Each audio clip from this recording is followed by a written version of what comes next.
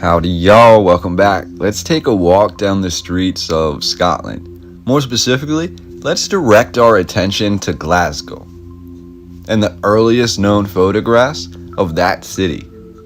Diving back into our Old World series, I'd like to share these photographs with you, all taken before the turn of the century, before the year 1900. As we dive into these images, it's amazing to see all the intricate architecture in place, seemingly constructed with the utmost attention to detail, as we witness buildings of perfectly aligned masonry, facades, some of which are still intact today, beautiful sculptures and adornments. All the while, the majority of these buildings appear so close that they are touching. It's hard to dissect, just by the visual evidence, the exact age of the wonderful structures in front of us today. So to help accompany us along this journey, I'll be diving into the official timeline of Glasgow. Hopefully, this can help us paint a better picture of exactly what we are looking at. The history here is so vast in Glasgow that I'm seemingly only going to be able to touch on the key points, but alas, I believe we can address the current narrative through the clues that we have been given. Before we begin, keep a few things in mind. First, look at the lights. Again, we see gas-powered lights on nearly all of the buildings, even in the photographs labeled as the quote, slums. The lighting looks almost ancient. Second, look how clean many of the streets are. For a majority of these photographs, which were taken between 1860 and the late 1800s, I'd say in about all of them, we can see a well-maintained city with well-designed, if not cramped, buildings. The streets are clean, they are paved, they have sidewalks, and many include intricate stonework. All the while, the buildings surrounding them have this unique factory-like presence with raised entrances and elaborate architecture. Third, and most interesting to me, keep in mind as we look through these photographs of Glasgow, all of the people that we see throughout the city. A majority of these images come to us from photographs of the old closes and streets of Glasgow, taken 1868 to 1877 by Thomas Annan, published in 1877. That being said, we see a lively community here, bustling with life. We see the daily activities, the tight-knit quarters, and the people who were beset on all sides by this wonderful architecture. These photographs are very detailed, and Glasgow is certainly not empty. The narrative, however, that leaves a little more for us to decipher. So let's get right into it. Again, this is the currently accepted narrative, replete with names and numbers, which I will provide for you today. Compare these details with what we see in the architecture of the city and understand the dichotomy that is created in Glasgow. The story of Glasgow begins, according to the narrative, in prehistory, with the area being chosen by early Celtic tribes due to its nature as the last fording between the River Clyde and the Moulin de Narburn. As the Romans overtook Britain, calling it Caledonia, they eventually landed amongst the mounds, or the tells, the earthworks of the Celtic people at present-day Glasgow. The Romans transformed these earthworks, according to this narrative, into forts and connected them by building the Antonine Wall, which was used in part to separate Celtic Caledonia from Pictish Caledonia. We're told shortly after completing the wall, the Romans then withdrew from this area completely, and what is today Glasgow remained a relatively peaceful farming community. However, we don't have a lot of evidence to argue for what actually happened during this time period, just that the Romans withdrew, and this was followed by, according to the same narrative, a number of years later, the arrival of Saint Mungo, known as the patron saint of Glasgow, a patron saint of Scotland, as well as the saint of salmon, and the saint who protects against bullying. Saint Mungo was said to arrive in the lands of Glasgow in roughly 543, and he created the first bishop of that area by the year 560. Now, stop me if you've heard this before, but the narrative then goes blank, empty, nothing described, from the year 560 through the year 1114, or over 500 missing years. Again, this could be referred to as the Dark Ages, after the fall of Rome, where growth was apparently slowed to a halt, and yet Glasgow was established before these Dark Ages. And the next piece of history doesn't seem to come to us until the year 1114, when Glasgow appears in written documents of David of Strathclyde. In these articles, Glasgow is described as having multiple mills, a large church, and a growing population, which in turn causes the status of the city of Glasgow to be upgraded to a cathedral. 4 years later, in 1118, construction begins on this massive cathedral, said to be built on top of the ruins of one of the earlier Roman fortresses. By 1130, multiple churches venerated by different saints, including John and James, have opened in Glasgow, and by 1136, the massive Glasgow Cathedral is venerated. Here, I must pause to point out briefly the importance of what follows. In the year 1150, the first Glasgow Fair is held in the cathedral courtyard. Essentially, this is said to be the very first holiday, or according to many scholars, the first day of celebration that was not directly related to war or religion in the Christian world. The Glasgow Fair, which still continues to this day, was held during the last 2 weeks of July, and this would be the first event of its kind in the entire world. It is said to be a precursor for the world's fairs of many centuries later, during which time the finest of new technologies, bounties of food, and many imported goods, lavish amounts of spending, combined in a massive showcase put on for the people. In this case, it's said to have begun in Glasgow. However, just 3 years later, in 1153, Glasgow was sacked by Argyll, and it was mostly destroyed. Still in disrepair, William the Lion makes Glasgow an official borough in 1175 or 1178, depending on what narrative you read. This gives Bishop Jocelyn an official charter. Around that same time, Bishop Jocelyn composes the first written history of the area of Glasgow. By the 1220s, Glasgow has a large population of millers, bakers, cobblers, and blacksmiths. We're told the primitive homes of the area are transformed into more intricate homes. By 1240, a church is constructed over the supposed burial mound of St. Mungo. By 1246, the reclusive Black Friars arrived to Glasgow, and the Catholic diocese as a whole in the area continues to grow, adding Roman Catholic engineering techniques to most of the new architecture that's being built. By 1286, the first Glasgow Bridge is completed, spanning the River Clyde, and by 1295, a church is dedicated to St. Enoch, and in return, Edward I of England arrives to Glasgow to visit all of the new churches, as well as to visit the gravesite of St. Mungo.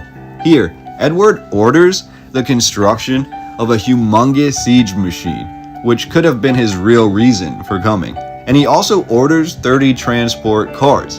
This siege machine was built to help Edward besiege Bothwell Castle, just miles downriver from Glasgow. We're told the Glasgow Cathedral is still growing at this time, with additions constantly being added. By 1340, Glasgow is known worldwide for its export of salmon and herring. However, by 1350, the Black Death is said to have hit Glasgow for the first time. The losses are extravagant.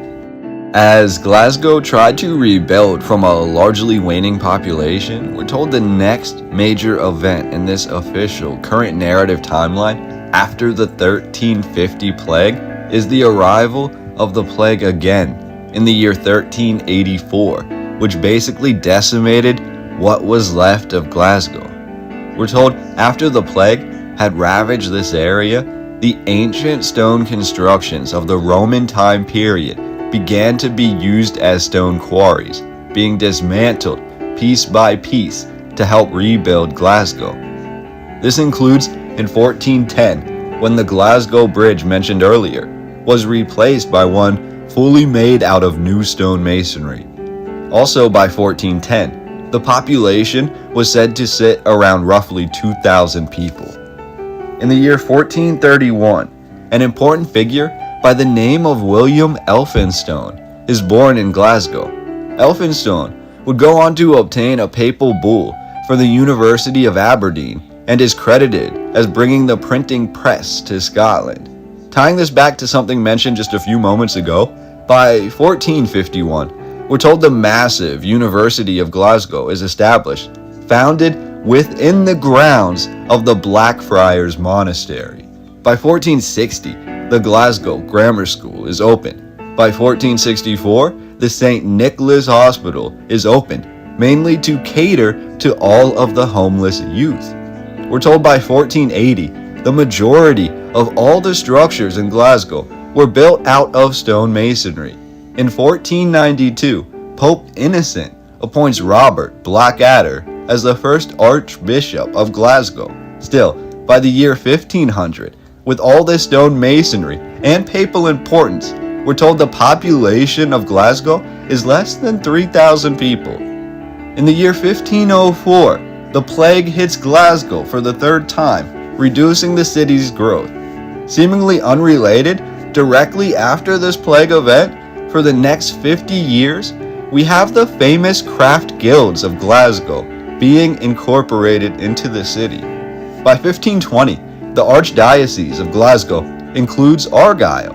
Now, this is sort of a conflicting detail, at least in regards to the population numbers, but we're told from roughly 1535 through 1556, Glasgow accounts for upwards of 3% of all the taxes that are paid in Scotland. We're told the original Castle of Glasgow is besieged in 1544, and at this time, it is mostly destroyed.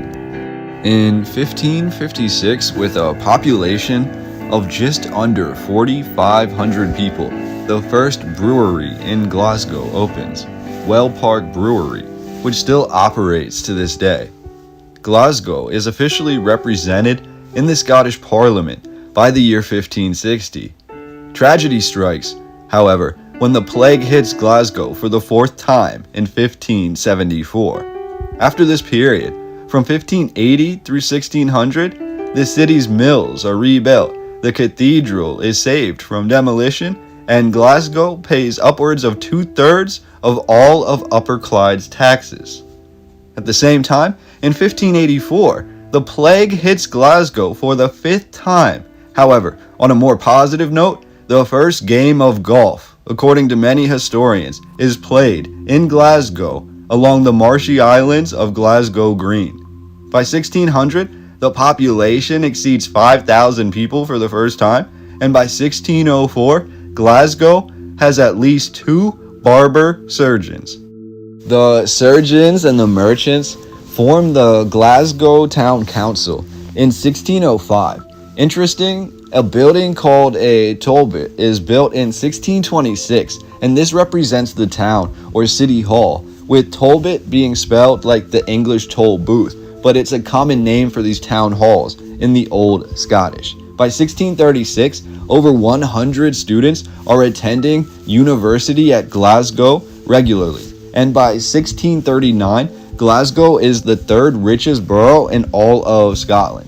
By roughly 1641, the sprawling Hutchinson Orphan School and Hospital are open to take in the orphan children from around Scotland, especially within the location of Glasgow.